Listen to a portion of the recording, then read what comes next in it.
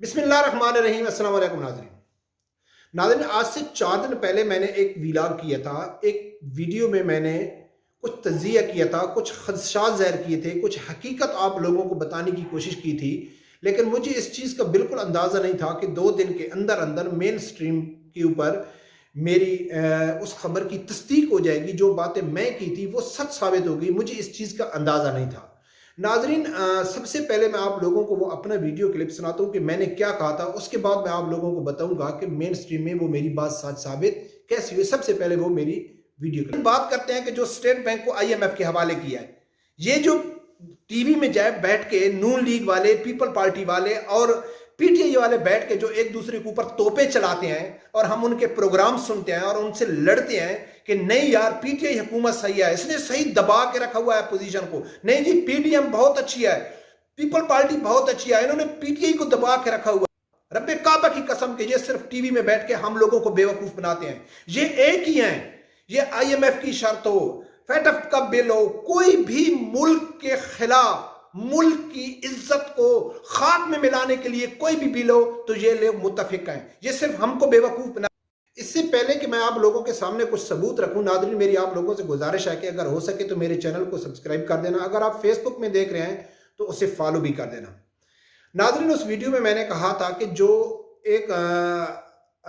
State bank के हवाले से जो बिल था, अपोजिशन ने साथ मिलकर अवाम को सिर्फ बेवकूफ बनाया, हुकूमत के साथ मिलकर स्टेट बैंक IMF के हवाले कर दिया। और मैंने ये कहा था कि भाई कुछ भी हो जाए, पाकिस्तान के जितनी भी सियासतदान हैं वो पाकिस्तान की इज्जत का सौदा, पाकिस्तान की गैरत, पाकिस्तान की खुद मुख्तारी का जो सौदा है वो गैरों के सामने करने के लिए ये सब मुत्तफिक हैं। ये सिर्फ अवाम को बेवकूफ बनाते हैं। तो कल ही नाजरीन इसके ऊपर एक और दो मोर की शर्त आ गई IMF की तरफ से।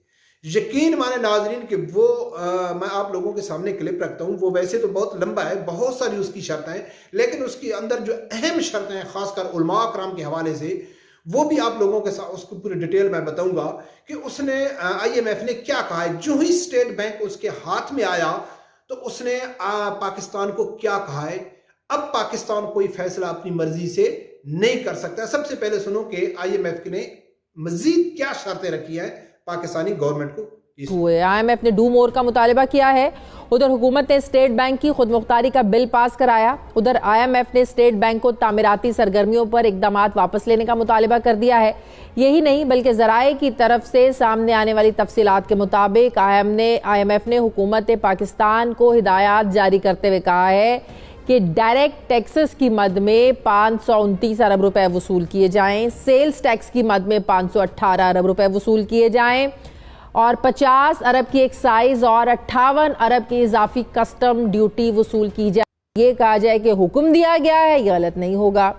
बात सिर्फ यही खत्म नहीं होती। ज़राए ये बता रहे हैं कि हुकूमत ने IMF को इन सब हिदायत पर अमल दरामद करने की यकीन दहानी भी करा दी है। बल्कि IMF ने पाकिस्तान से कहा है कि FATF के जिन 27 निकात में से आखिरी नुक्ता रह गया था उस पर भी जल्द से जल्द इस पर इम्प्लीमेंट किया जाए और अक़वाम मुत्तहिदा की तरफ से करार दिए गए जो दहशतगर्द ग्रुप्स हैं उनके रहनुमाओं के खिलाफ तहकीकात करके उनको सजाएं दी जाए। जब आप मुसलमान होकर कुरान और हदीस को छोड़कर, अल्लाह के अहकामात को छोड़कर आप उनके पीछे पड़ जाओगे जिसके लिए अल्लाह की ज़ात ने कुरान में वाज़े फरमाया है कि आप उनकी जितनी शराइत मानोगे, आप जितना उनका कहना मानोगे, वो मुड़कर नहीं देखेंगे आपको, वो आपके नहीं हो सकते। इवन आप उनके अकायद में चले जाओगे, आप उनके धर्म इख्तियार कर लोगे, आप उनके मजहब में चले जाओगे, फिर भी आप उनको खुश नहीं कर सकते। शुक्र है परवरदिगार का कि उसने मुसलमानों के लिए, उन लोगों के लिए नहीं जो लोगों का कुरान के ऊपर यकीन भी नहीं है, जो लोग कलमा पढ़ते हैं लेकिन कुरान के ऊपर यकीन नहीं है, ठीक है ना। तो अल्लाह की ज़ात ने पहले फरमा दिया था। अभी IMF ने मजीद शर्तें रख दिया। नाजरीन, सबसे पहली बात यह है कि अब पाकिस्तान का जो दफाई बजट है ना वो IMF फैसला करेगी और उसने मजीद टैक्सेस लगाने की शर्त लगाई है, मजीद डीजल महंगा करने की शर्त लगाई है, यानी कि और कई चीजों में जो सब्सिडी थी वो कम करने में। और सबसे ज्यादा यह है कि अभी IMF का अगर कोई आदमी ये समझता है कि ये एक आज़ाद अदारा है, इसका किसी के साथ कोई लिंक नहीं है, कि यहूद नसारा के साथ लिंक नहीं है, या इसमें किसी का कोई असर सूख नहीं है, तो फिर उसने FATF की शर्त क्यों रखी? اس نے کہا ہے کہ فیٹف کی جو لاسٹ شرط ہے وہ پاکستان کو ہر حال میں پوری کرنی چاہیے، اور لاسٹ شرط کیا ہے کہ دہشت گردوں کے جو جتنے سربراہ ہیں ان کے خلاف سخت سخت کارروائی کی جائے، ان کے خلاف قانونی کارروائی کی جائے۔ اب ناظرین سوچنا یہ ہے کہ فیٹف جو کہے گا کہ جی دہشت گردوں کے، ابھی فیٹف کن لوگوں کو دہشت گرد کہتا ہے؟ ان کی نظر میں جہاد کی بات کرنے والا دہشت گرد ہے، ان کی نظر میں فلسطین کی بات کرنے والا دہشت گرد ہے، ان کی نظر میں کشمیر کی بات کرنے والا دہشت گرد ہے، ان کی نظر میں جہاں جہاں مسلمانوں کے اوپر ظلم ہو رہا ہے ان کے اوپر آواز اٹھانے والے جتنی بھی مذہبی لیڈر ہیں ان کی نظر میں وہ دہشت گرد ہیں۔ اب مزید کی بات یہ ہے کہ جتنی شرطیں IMF نے رکھی ہیں، ہمارے وزیر اعظم جو ایماندار وزیر اعظم ہے، جو پاکستان کو ریاست مدینہ کے اصولوں کی طرح بنانا چاہتے ہیں، ان لوگوں نے اس کو یقین دہانی کرا دیا ہے کہ آپ فکر مت کریں، ہمارا اللہ کے اوپر بھروسہ نہیں ہے، ہم نے آپ کے اوپر بھروسہ رکھا ہوا ہے، ابھی آپ نے ہماری معیشت کو ٹھیک کرنا ہے۔ دعوے تو میں نے بڑے بڑے کیے تھے نا کہ میں 90 دن میں پاکستان کو ٹھیک کر دوں گا، میرے پاس اتنی زبردست ایکسپرٹ ٹیم ہے، میرے پاس بہت بڑے بڑے پلان ہیں، لیکن نہیں، میں سب فلاپ ہو گیا۔ ابھی میں اپنی جو ایمانداری ہے، میرا جو اپنی قابلیت ایبلٹی ہے، وہ میں IMF کے حوالے رکھ دیا کہ ابھی پاکستان کے جو حالات ہیں، پاکستان کا جو قرض ہے یا معیشت کو مستحکم کرنا ہے وہ IMF کرے گی۔ جب پاکستان نے اپنی داڑھی دے ہی دی ہے IMF کو، تو پھر اس کے آگے بچتا کیا ہے؟ اب IMF شرطیں رکھے گا۔ اب پاکستان کی خود مختاری کسی کام کی نہیں ہے، تعمیراتی کاموں کے لیے اس نے حکم دے دیا ہے کہ اب وہ نہیں، اس کے آپ فنڈنگ نہیں کر سکتے۔ اب پاکستان میں کوئی بھی منصوبہ ہوگا وہ IMF کی مرضی کے بغیر نہیں آ سکتا ہے۔ یہ وہ لوگوں نے یقین دہانی کرا دیا اور اسٹیٹ بینک ان کو حوالے کر دیا جو کہتے ہیں ایاک نعبد و ایاک نستعین، ہمارا اللہ کے اوپر بھروسہ ہے، یا اللہ ہم تیری ہی عبادت کرتے ہیں۔ اور یہ جو ڈائلاگ ہے، 2 الفاظ ہیں قرآن پاک کی آیت کے 2 الفاظ ہیں، اس کو دیکھ کے جتنے اندھے گونگے بہرے ہیں اس کے اوپر یقین کرتے ہیں، لیکن عملی کام کے اوپر نہیں دیکھ رہے کہ عملی کام کیا ہو رہا ہے۔ فرانسیسی سفیر کے مسئلے میں سب لوگوں کو معلوم ہے کہ عمران خان صاحب نے ٹی وی میں کھڑے ہو کے پوری پاکستانی قوم کے سامنے کہا تھا کہ جو تحریک لبیک کا مسئلہ ہے، وہ جو ان کا مطالبہ ہے وہ جائز ہے، لیکن جو وہ کہتے ہیں کہ فرانسیسی سفیر کو باہر نکال دو، تو فرانسیسی سفیر کو کوئی فرق نہیں پڑنے والا، ہم بھوکے مر جائیں گے۔ اور کہتا کیا ہے؟ ایاک نعبد و ایاک نستعین۔ اگر ہم نے فرانسیسی سفیر کو نکالا تو ہماری معیشت ڈوب جائے گی، ہم بڑے مستحکم ہو رہے ہیں، ہماری معیشت اوپر جا رہی ہے، کہاں گئی؟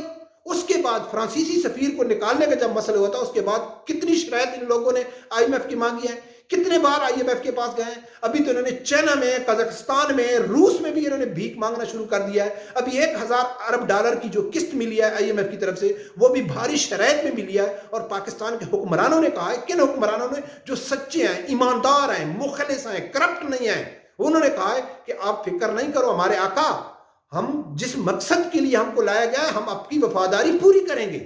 تو انہوں نے آقا تو آپ حکم کرو، بس عوام کو بے وقوف بنانا، عوام کے سامنے جھوٹ بولنا، ان کو دھوکہ دینا، وہ ہمارے ذمہ ہے۔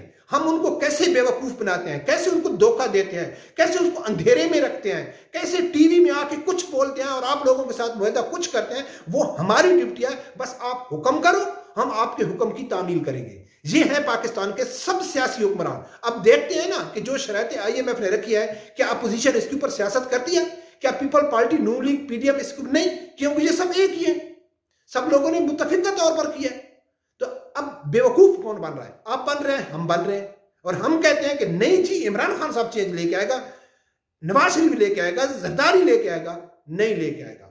جیسا کہ میں ہر ویڈیو میں کہتا ہوں کہ خدا کی قسم ہے، پاکستان کے حالات تبدیل نہیں ہو سکتے جب تک پاکستان میں نظام مصطفیٰ صلی اللہ علیہ وآلہ وسلم نافذ نہیں ہوتا ہے۔ اور نظام مصطفیٰ صلی اللہ علیہ وآلہ وسلم صرف اور صرف تحریک لبیک ہی نافذ کر سکتی ہے، اور پاکستان میں کوئی نافذ نہیں کر سکتا ہے۔ رب پروردگار سے یہی دعا ہے کہ اللہ تعالیٰ ہر آدمی کو حق سچ سننے کی اور اس کے ساتھ کھڑے ہونے کی توفیق عطا فرمائے۔